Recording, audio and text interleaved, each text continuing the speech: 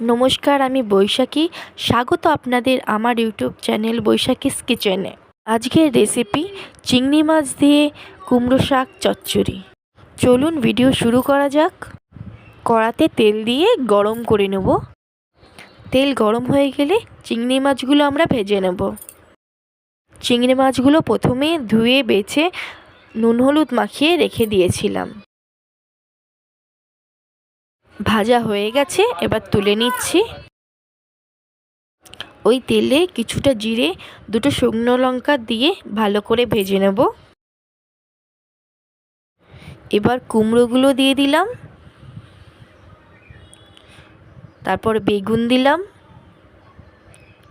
তারপরে আলু দিয়ে দিলাম। এইগুলোকে ভালো করে ভেজে নেব।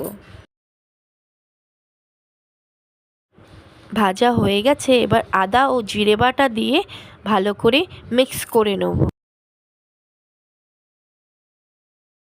এবার কিছু মশলা অ্যাড করব। নুন,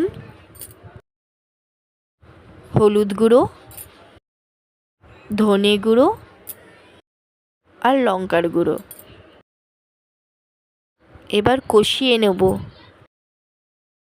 কষানো হয়ে গেলে এবার চিংড়ি মাছগুলো দিয়ে আবার কষিয়ে নেব।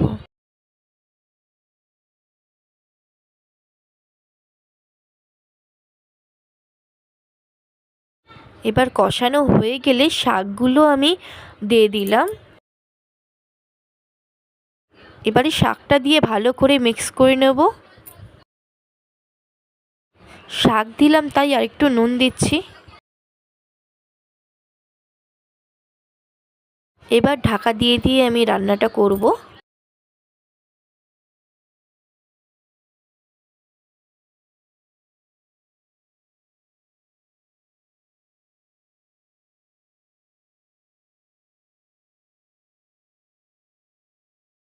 এবার ছোট বাটির 1 বাটি জল আমি দিয়ে দিলাম।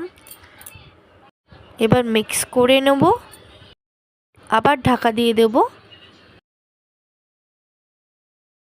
মাঝে মাঝে ঢাকাটা খুলে শাকটা একটু নাড়িয়ে নেবেন।